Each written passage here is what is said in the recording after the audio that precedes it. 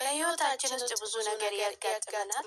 ያን ነገሮች ወደ ጎን ትተን ራሳችን ደስተኛ ካላደረግናቸው አንችልም፣ መኖር አይቻልም። ነገሮችን ወደ ጎን ትተን ሁልጊዜ ራሳችን አጨናንቀን የሚጠበቅብን ማለት ነው። መቼም የሰው ልጅ አንዳንድ ጊዜ እንግዲህ ራሳችን ፈታ ማድረግ ያስፈልጋል ማለት ነው።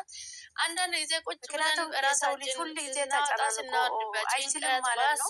ራሳችን ሊያጨናንቅ ሰላም ከምንነጣ ቆም ብለን ራሳችን በቃ እኛ ራሳችን ያለ ነው ማለት ነው። ማንኛውም ሰው ለኛ ዋስትና የሚቆም የለም ማለት ነው።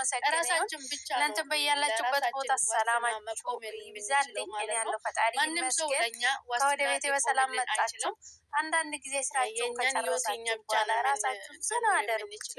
የራሳችን ዋስትና ራሳችን ነው መውሰድ የምንችለው ማለት ነው። የኛ ህይወት ላይ ማንም ገብቶ ለኛ ዋስትና ነው የምንወጣጠረው ማለት ነው። ራሳችሁ ዘና አድርጉ።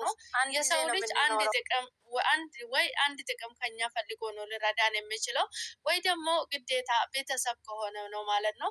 ያ ነገር ቤተሰብም ቢሆን የኛ የሆነ ነገር ብንሆን በሆነ ስትሬት ውስጥ ብንገባ የሆነ ወይ ብንታመም ወይ ለሳምንት ወይ ለአንድ ወር ነው። ከዛ በኋላ ሰልችቶን እኛን ትቶ የሚሄዱበት የመሰላቸት ስሜት ነው የሚመጣባቸው ማለት ነው። ራሳችን ለራሳችን ያለ ነው ማለት ነው። ውድ ቤተሰቦቼ እንደምን አላችሁልኝ? ደህና ናችሁ? የኔ ያለው ፈጣሪ የተመሰገነ ይሁን። እናንተም በያላችሁበት ቦታ ሰላማችሁ ይብዛልኝ። ቪዲዮን ስታዩ ላይክ አድርጉልኝ፣ ሰብስክራይብ በማድረግ ቤተሰብ ይሁኑ። ውድ ቤተሰቦች ሰላማችሁ ይብዛልኝ። ፈጣሪ ከክፉ ነገር ሁሉ ይጠብቀን። ሰላም ለሀገራችን። እንኳን ወደ ቤቴ በሰላም መጣችሁ።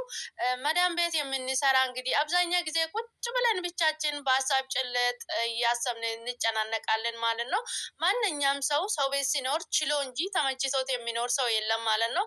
እራሳችሁን አንዳንድ ጊዜ ዘና በማድረግ መኖር ነው ማለት ነው። ሰላማችሁ ይብዛልኝ።